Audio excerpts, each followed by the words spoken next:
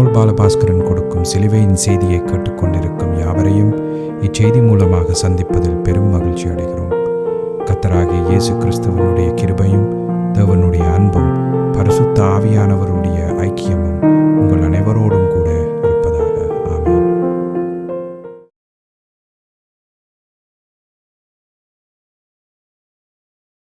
நான் இவாஞ்சலிஸ்ட் போல் பாலபாஸ்கரன். சிலுவையின் செய்தி என்ற இந்த நிகழ்ச்சியில் என் சகோதரர்கள், என் சகோதரிகள், என் நண்பர்கள் எல்லோரையும் மறுபடியும் சந்திப்பதில் நான் பெரும் மகிழ்ச்சி அடைகிறேன். இந்த அருமையான நேரத்தை கர்த்தராகிய இயேசு கிறிஸ்து எங்களுக்கு ஒதுக்கி தந்திருக்கிறார். இந்த நேரத்தில் கர்த்தருடைய வேத வார்த்தைகளை உங்களோடு பகிர்ந்து கொள்வது எனக்கு மிகுந்த சந்தோஷத்தை அளிக்கிறது என்பதை நீங்கள் அறிந்து கொள்ள வேண்டும். கர்த்தருடைய வார்த்தை என சொல்லப்படும் பொழுது அது எந்த காலத்திலும் சிலுவையில் அறையப்பட்ட இயேசு கிறிஸ்துவை பற்றியே பிரகடனப்படுத்துகிறதுன்ற உண்மை நம்முடைய இருதயத்தில் உறுதியாக நாட்டப்பட வேண்டும். ஏனென்று சொன்னால் இந்த சிலுவையில் அறையப்பட்ட இயேசு கிறிஸ்து என்ற அந்த சொற்கள் ஏற்கனவே வேத வாக்கியத்தில் நிரூபிக்கப்பட்டிருக்கிறது.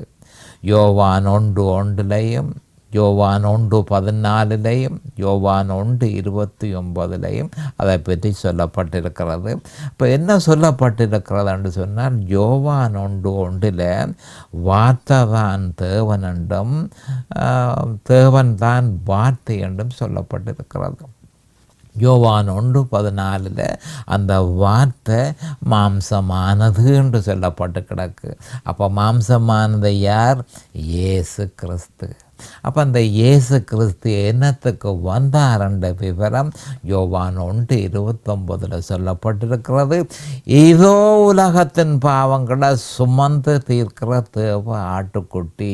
அப்போ ஒரே ஒரு நோக்கத்துக்காகத்தான் இந்த பூலோகத்துக்கு வந்தார். மனுஷன் பாவத்தினால வேதனைப்படுகிறான். அந்த பாவத்தில் இருந்து அவனுக்கு விடுதலை கொடுப்பதற்காக தன்னையே பலியாக சிலுவையில் ஒப்பு கொடுத்து மரணத்தை தழுவி இந்த மனுஷனுடைய பாவத்தில் இருந்து பூரணமாக அவர் விடுதலை கொடுத்தார். அதற்காகவே அவர் வந்தார்.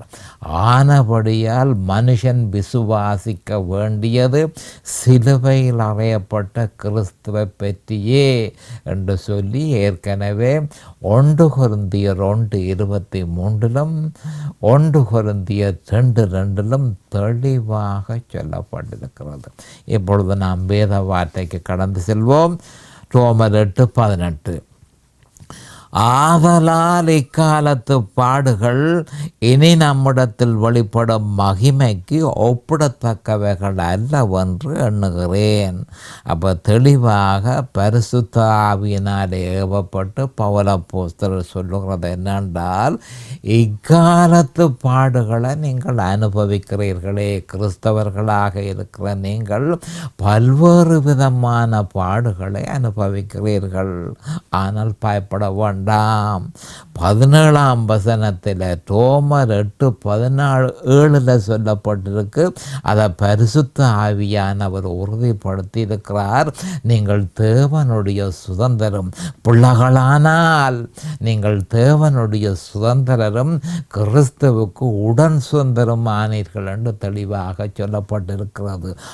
ஆதலால் இக்காலத்துக்கு பாடுகள் இனி நம்மிடத்தில் வெளிப்படும் மகிமைக்கு ஒப்பிடத்தக்கவைகள் அல்ல என்று பவுல் அப்போஸ்தலர் சொல்லியிருக்கிறார். அப்போ இந்த வேத வார்த்தைக்கு நான் தெரிந்து கொண்ட தலையங்கம், இக்காலத்து பாடுகளை வரப்போகிற மகிமையோடு ஒப்பிட முடியுமா? நாம் இப்பொழுது ஜெபத்துக்கு கடந்து செல்லுவோம். அருமையான எங்கள் பிதாவே உமக்கு ஸ்தோத்திரம், பரலோகத்தின் தேவனே உமக்கு ஸ்தோத்திரம். உம்முடைய குமாரன் இயேசு கிறிஸ்துவ பலியாக சிலுவையிலே ஒப்பு கொடுத்து அவருடைய வெளியேறப்பெற்ற இரத்தத்தினால் தவறீர் நிறங்களை மீட்டுக்கொண்டீர். அதற்காக உமக்கண்டைக்கும் சோஸ்திரம். அந்த குற்றமற்ற மாசற்ற வெளியேறப்பெற்ற நன்மையானவைகளை பேசும் அந்த இரத்தத்திற்காக இன்றைக்கும் சோஸ்திரம். அந்த இரத்தத்தினாலே எங்களுடைய பாவங்கள் எல்லாவற்றையும் கழுவினீர். அந்த இரத்தத்தினால பாவத்தின் கடன்களை கொடுத்து தீர்த்தீர். அந்த இரத்தத்தினாலே அந்த பாவத்தின் பிடியிலிருந்து தேவரே நீர் எங்களை விலக்கினீர். அதற்காக இன்றைக்கும் சோஸ்திரம் பிதாவே. அருமையானங்கள் பிதாவே உமக்கு சோஸ்திரம். காலதோறும் நம்முடைய கிருபைகள் புதியவைகளாயிருப்பதற்காக சோஸ்திரம்.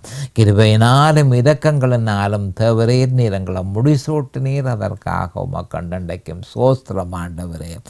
நாங்களோ அந்த பாவத்துக்கு மரித்து கர்த்தராகிய இயேசு கிறிஸ்துவுக்குள் தேவனுக்கென்று பிழைத்திருக்கிறோம். இந்த நேரத்தில் இதனை கேட்டுக்கொண்டிருக்கிற என் சகோதர சகோதரிகள் நண்பர்கள் எல்லோரையும் தேவரீர் ஆசீர்வதித்து அபிஷேகித்து உம்முடைய வேத வார்த்தைகளை அறிந்து கொள்ளக்கூடிய பாக்கியத்தை அவர்களுக்கு கொடுத்தருள வேணுமென்றும், அதே நேரம் அடியேனையும் அபிஷேகித்து அவர்களுக்கு நிதானமாக போதிக்கத்தக்கதாக உம்முடைய பரிசுத்த ஆவியானவர் அவரே முன்னின்று போதனையை செய்ய வேணுமென்று இயேசு கிறிஸ்துவின் நாமத்தினால் கேட்டுக்கொள்கிறேன் பிதாவே. ஆமேன் and amen and amen. Hallelujah, hallelujah, hallelujah.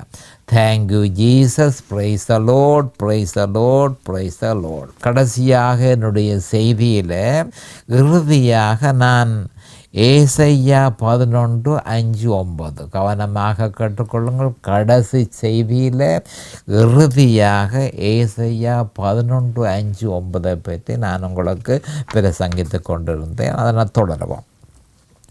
அப்போ ஏசாயா 11:5-9 ஆண்டவராகிய இயேசு கிறிஸ்து 2ஆம் வருகைக்கு பிறகு இந்த பூமியில் எல்லாருக்கும், இந்த பூமி முழுக்க எல்லா தேசத்திற்கும் அவர் ஜனாதிபதியாக இருப்பார் என்று நான் உங்களுக்கு சொல்லியிருந்தேன்.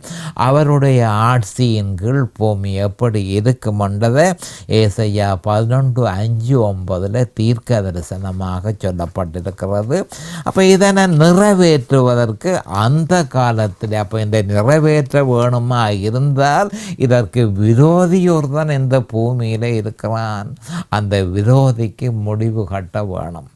ஆனபடியால் இதனை நிறைவேற்றுவதற்கு அந்த காலத்தில் மனிதனுக்கு விரோதியான சாத்தானும், அதன் அந்த காலத்தில் ஆண்டவராகிய இயேசு கிறிஸ்து இந்த பூமியில் அரசாட்சி செய்யும் பொழுது மனிதனுக்கு விரோதியான சாத்தானும் அவனுடைய கூட்டமும் முழுவதுமாக பாதாளத்தில் தள்ளப்பட்டு அதன் மேல் முத்திரையிடப்படும் என்றும் மரணமும் பாதாளமும் அக்கினியில் தள்ளப்படும் என்றும் சொல்லப்பட்டிருக்கிறது. அப்போ வெளி 20:1-2 வெளி 20:14-15 இதை பற்றி சொல்லப்பட்டிருக்கிறது. விவரமாக பார்ப்போம். ஒரு தூதன் திறவுகோலையும் ஒரு தூதன் பாதாளத்தின் திறவுகோலையும் பெரிய சங்கிலியையும் தன் கையிலே பிடித்து கொண்டு வானத்திலிருந்து இறங்கி வர கண்டேன். பிசாசென்றும் சாத்தானென்றும் சொல்லப்பட்ட பழைய பாம்பாகிய வலுச்சற்பத்தை அவன் பிடித்து அதை 1000 வருஷம் அளவும் கட்டி வைத்து அந்த 1000 வருஷம் நிறைவேறும் வரைக்கும் அது ஜனங்களை மோசம் போக்காதபடிக்கு அதை பாதாளத்தில் தள்ளி அடைத்து அதன் மேல் முத்திரை போட்டான். இந்த வசனம் எனக்கு ஒரு விருப்பமான வசனம். சாத்தான் இந்த பூமியை நிர்மூலமாக்கி கொண்டிருக்கிறான். ஆனால் ஒரு தேவதூதன் அவனுக்கு முடிவு கட்டுகிறான். அப்பொழுது மரணமும் பாதாளமும் அக்கினி கடலிலே தள்ளப்பட்டன. இது 2ஆம் மரணம். ஜீவ புஸ்தகத்தில் எழுதப்பட்டவனாக காணப்படாதவன் எவனோ அவன் அக்கினி கடலில் தள்ளப்பட்டான். முற்று முழுதுமாக கேட்டையும் தீங்கையும் இந்த பூமியை விட்டு அப்புறப்படுத்துகிறார். அப்புறப்படுத்தினார் அல்லாமல் மனுஷன் நிம்மதியாக சேவிக்க இயலாது. அப்போ இந்த வசனங்களை நாங்கள் கொஞ்சம் விவரமாக பார்ப்போம். அதனுடைய ஆவிக்குரிய பொருளை நாம் அறிந்து கொள்ள வேண்டியது மிக முக்கியமான ஒரு விஷயம். ஒரு தூதன் பாதாளத்தின் திறவுகோலையும் வெளி 9:1-2 பதிவு செய்யப்பட்ட அதே இடத்தை பற்றியே எங்கும் சொல்லப்படுகிறது.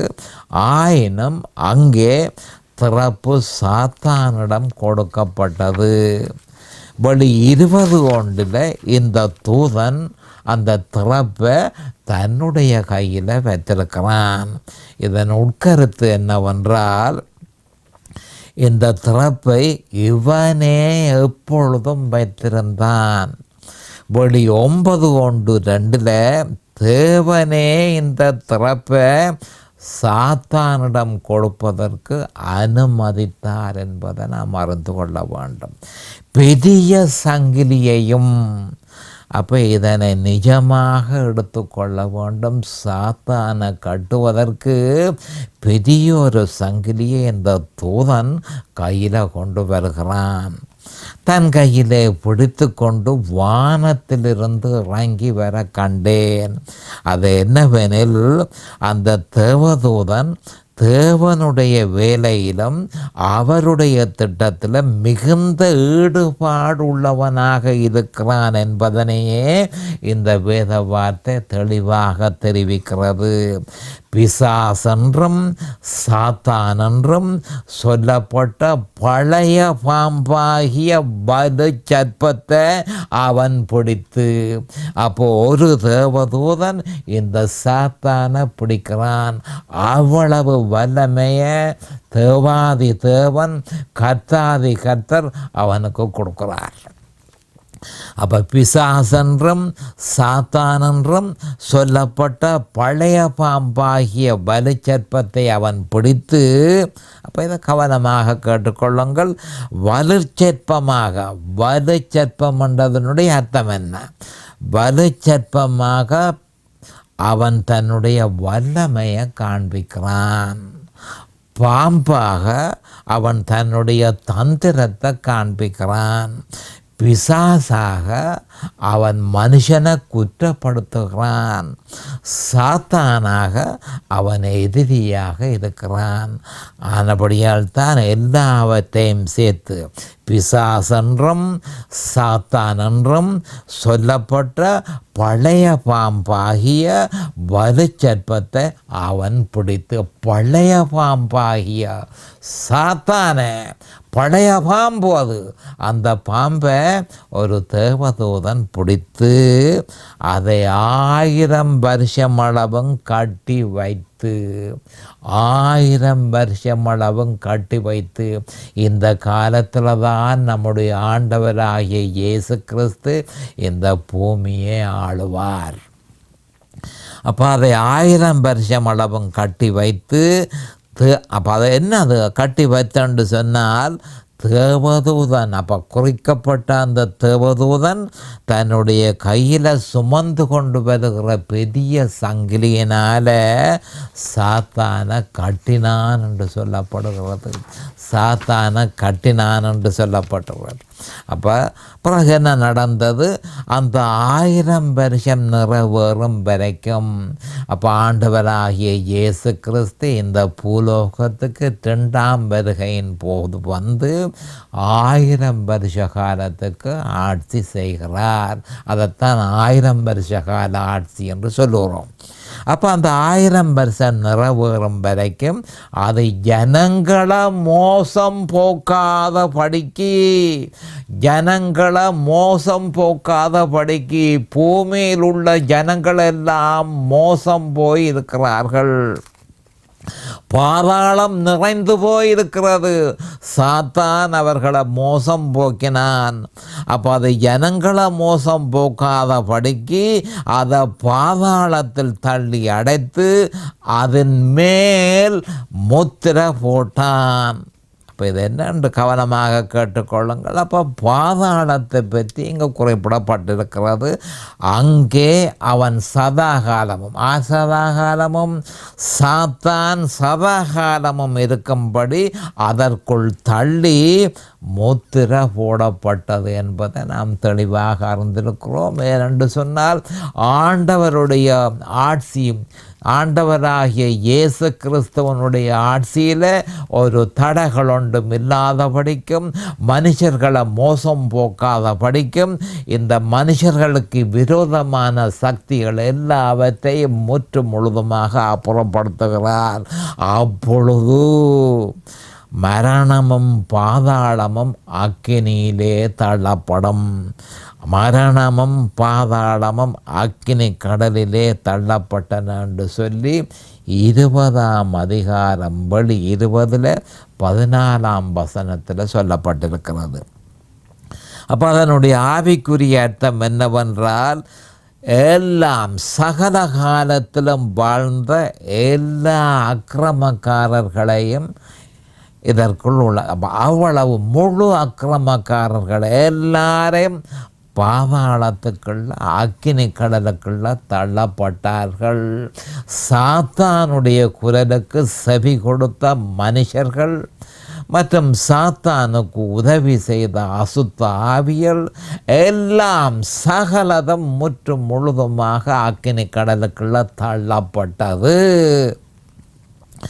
மற்றது மனுஷன் அதாவது சாத்தானுக்கு செவி கொடுத்து ஆண்டவரை ஏற்றுக்கொள்ளாமல் சாத்தானுக்கு செவி கொடுத்து இந்த பூமியை மோசம் போக்கின அந்த மனுஷர்கள் எல்லாரும் அக்கினி கடலுக்குள்ள தள்ளப்பட்டார்கள். இது 2ஆம் மரணம். தேவனிடத்தில் இருந்து சதா காலத்திற்குமாக பிரிந்திருப்பதை பற்றி சொல்கிறது. சதாகாலம், எட்டர்னல் செப்பரேஷன். அப்போ சதா காலத்திற்குமாக பிரிந்திருப்பதை பற்றி சொல்லப்படுகிறது. இது அக்னி கடலுக்குள் தள்ளப்படுவதன் மூலம் நிறைவேற்றப்படுகிறது. ஜீவ புஸ்தகத்தில் எழுதப்பட்டவனாக காணப்படாதவன் எவனோ, மீட்டு கொள்ளப்படாதவர்கள், இயேசு கிறிஸ்துவை ஏற்றுக்கொள்ளாதவர்கள், மீட்டு கொள்ளப்படாதவர்களின் நாமங்கள் பதிவு செய்யப்பட்ட புஸ்தகங்களை பற்றி குறிப்பிடப்படுகிறது.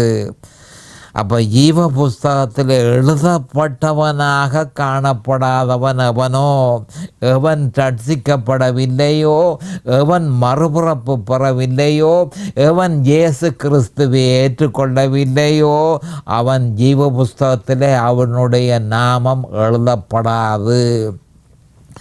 அவன் அக்கினியிலே தள்ளப்பட்டான். அப்போ ஆண்டவராகிய இயேசு கிறிஸ்துவனுடைய ஆட்சி வரும்பொழுது இந்த மனுஷர்களால் பூமிக்கு இடைஞ்சல் ஏற்படாத படிக்கு சதா காலத்துக்குமாக சாத்தானை ஏற்றுக்கொண்டு அவனுடைய பொய் உபதேசங்களை கேட்டு ஆண்டவராகிய இயேசு கிறிஸ்து தனக்கு செய்த சிலுவையில செய்து முடித்த, சிலுவையில நிறைவேற்றிய மாபெரும் சத்தியத்தை ஏற்றுக்கொள்ளாத எந்த மனுஷனும் அக்கினி கடலுக்குள் தள்ளப்பட்டான். மீட்கப்படாத ஒவ்வொரு நபரும் இதற்குள் அடங்குகிறது என்பதை நாம் அறிந்து கொள்ள வேண்டும். ஆதாம் ஏவாளில் ஆரம்பித்து அவர்கள் தேவனிடத்தில் திரும்பி வராவிட்டால், ஏனென்றால் வேதத்தில் அவர்கள் திரும்பி வந்ததாக எந்த விதமான குறிப்பும் இல்லை. அப்போ ஆதாம் ஏவாளில் ஆரம்பித்து கடைசி வரையும் மீட்கப்படாத யாவரும் இதற்குள் அடங்குவார்கள் என்பதை நாம் அறிந்து கொள்ள வேண்டும்.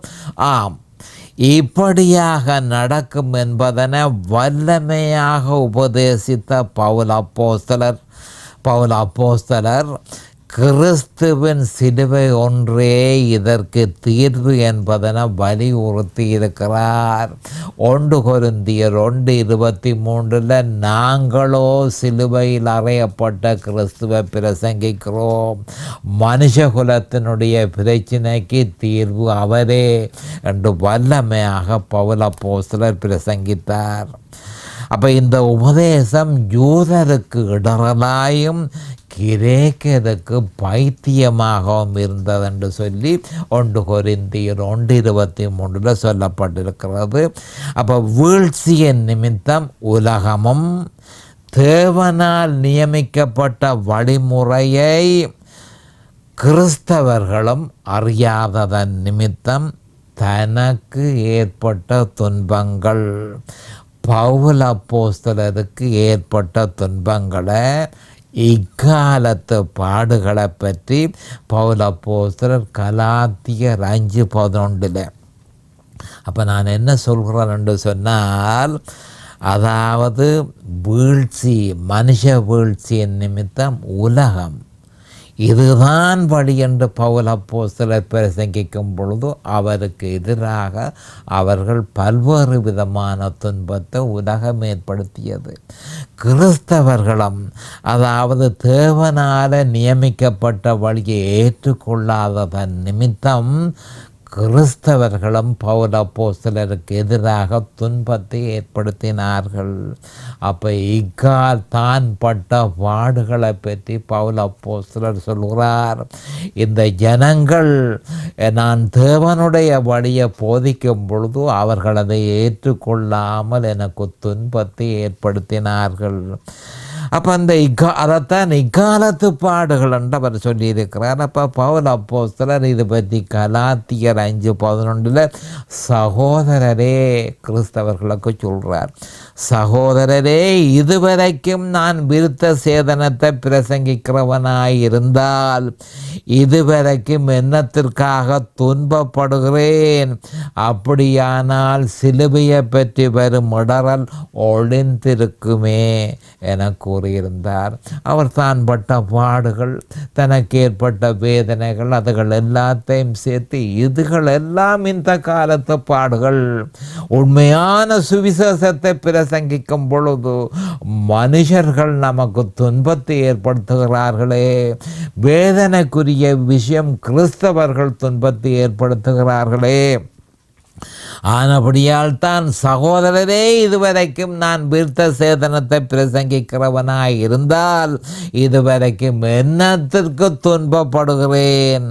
அப்படியானால் சிலுவையை பற்றி வரும் இடரல், சிலுவையை பற்றி வரும் இடரல் ஒளிந்திருக்குமே என கூறியிருந்தார். அப்போ இந்த வேத வாக்கியத்தினுடைய ஆவிக்குரிய பொருளை ஒவ்வொரு கிறிஸ்தவனும் அறிந்திருக்க வேண்டும். இதுவே இன்றைய பரவலான பிரச்சனையாக இருக்கின்றது. ஆனபடியால் இதன் ஆவிக்குரிய பொருளை சற்று விவரமாக அறிந்து கொள்வது நமக்கு உதவியாக இருக்கும். சகோதரரே, அப்போ கிறிஸ்தவர்களுக்கே பவுல் அப்போஸ்தலர் இந்த செய்தியை சொல்கிறார். இதுவரைக்கும் நான் விருத்த சேதனத்தை பிரசங்கிக்கிறவனாயிருந்தால் இதுவரைக்கும் என்னத்திற்கு துன்பப்படுகிறேன்? சிலுவை அல்லாத எந்த செய்தியும் எந்த விதமான எதிர்ப்பையும் கொண்டு வரப்போகிறது இல்லை. கவனமாக கேட்டுக்கொள்ளுங்கள். சிலுவையை பற்றிய செய்தி ஒன்றே அதை பிரசங்கிக்கிற மனுஷனுக்கு துன்பத்தை ஏற்படுத்துகிறதே தவிர சிலுவை அல்லாத எந்த செய்தியும் போதகருக்கு துன்பத்தை ஏற்படுத்த போகிறது இல்லை என்பதைத்தான் இங்கு சொல்லப்பட்டு கிடக்கு. அப்படியானால் சிலுவையை பற்றி வரும் இடரல் ஒளிந்திருக்குமே. சிலுவை உலகத்தையும் அநேகமான கிறிஸ்தவ சபையினரையும் இடரலுக்கு உட்படுத்துகிறது. சிலுவையின் செய்தி உலகத்துக்கு இடரலை ஏற்படுத்துகிறது. ஏனென்றால் உங்களோட வழிபுல கர்த்தரிடத்தில் நீங்கள் திரும்ப வேணும். அநேகமான கிறிஸ்தவர்களுக்கு இடறல் ஏன்? அவர்கள் தேவனுடைய வழியை அறியாததன் நிமித்தம் அவர்கள் இடறல் ஏற்படுத்துகிறார்கள். அப்போ உலகமும் கிறிஸ்தவர்களும் இடறலை ஏற்படுத்துகிறார்கள். போதகர் கிறிஸ்துவின் சிலுவையே ரட்சிப்பை பெறுவதற்கும் ஜெயம் கொண்ட கிறிஸ்தவ வாழ்வதற்கும் ஒரே வழி என்பதை பிரசங்கிப்பதை நிறுத்திவிட்டால் எதிர்ப்பும் இல்லை, துன்பமும் இல்லை. அதே நேரம் ரட்சிப்பு விருதாவாய் இருக்கும் என்பதை நாம் அறிந்து கொள்ள வேண்டும். மேலும் பழைய ஏற்பாட்டை உற்று நோக்குவோமாயின் ஆதியாகமம் 4ஆம் அதிகாரத்தில் சிலுவையை பற்றிய இடறல் எவ்வாறு பாடுகளை ஏற்படுத்தியது என்பதை நாம் இலகுவாக அறிந்து கொள்ள வேண்டும். அப்போ புதிய ஏற்பாட்டில் தனக்கு ஏற்பட்ட பாடுகளை பவுல் அப்போஸ்தலர் சொல்லியிருக்கிறார் கலாத்தியர் 5:11. ஆனால் அதே நேரம் பழைய ஏற்பாட்டில் சிலுவையை பற்றிய இடறல் எவ்வாறு பாடுகளை ஏற்படுத்தியது, இதுகளெல்லாம் இக்காலத்து பாடுகள் என்பதை நாம் இலகுவாக, அதாவது சிலுவையை பற்றிய இடறல் பழைய ஏற்பாட்டில் எவ்வாறு இடறலை ஏற்படுத்தியது என்பதை நாம் இலகுவாக அறிந்து கொள்ள முடியும். எப்படி? ஆவேல் பலிபீடத்தில் நியமிக்கப்பட்ட பலியை கொடுத்து வரப்போகிற ஸ்திரியின் வித்தாகிய ஆதியாகமம் 3:15 சொல்லப்பட்ட ஸ்திரியின் வித்தாகிய இயேசு கிறிஸ்துவையும் அவர் சிலுவையில் நிறைவேற்ற போகிறதையும் விசுவாசித்து தன் பாவத்திற்கு அதுவே ஒரே தீர்வு என விசுவாசித்தான். ஆவேல். தேவன் அவன் கொடுத்த பலியை ஏற்றுக்கொண்டார். ஆனால் காயின் ஆவேல் கொடுத்த மாதிரி பலியை கொடுக்க விரும்பாமல் தன்னுடைய கைப்பலனாகிய நிலத்தின் கனிகளை பலியாக கொண்டு வந்து தனக்கு ஒரு மஸ்தியஸ்தரோ அல்லது தனக்கு ஒரு ரட்சகரோ தேவையில்லை எனவும் தனக்காக ஒருவரும் இரத்தம் சிந்த வேண்டியதில்லை எனவும் விசுவாசித்து தான் கொண்டு வந்த நிலத்தின் கனிகளை பலிபீடத்தின் மேல் காணிக்கைகளாக சமர்ப்பித்தான். தேவனோ அவன் கொடுத்த பலியை முற்று முழுதுமாக நிராகரித்தார்.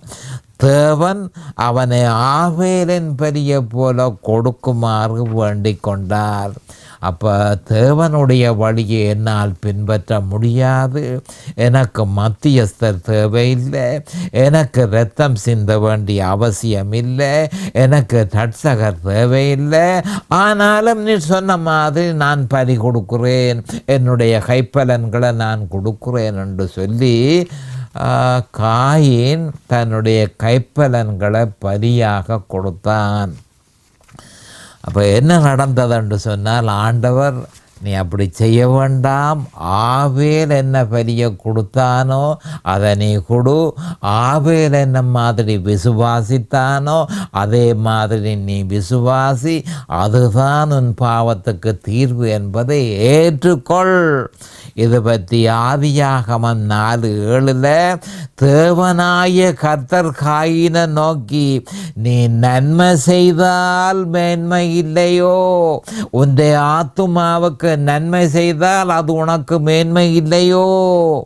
நீ நன்மை செய்யாதிருந்தால் பாவம் வாசற்படியில் படுத்திருக்கும், அவன் ஆசை உன்னை பற்றி இருக்கும், நீ அவனை ஆண்டு கொள்ளுவாய் என்றார். அதாவது காயினுக்கு தேவன் புத்திமதி சொல்லுகிறார், உன் ஆத்துமாவை நீ பாதுகாத்து கொள்ள வேண்டாமோ, அது உனக்கு நன்மையாக தெரியவில்லையோ என்று சொல்லி தேவன் காயினை வேண்டிக் கொண்டார். இப்பொழுது நேரம் சமீபமாகிவிட்டது. அடுத்த செய்தியில் இன்னும் விவரமாக பார்ப்போம்.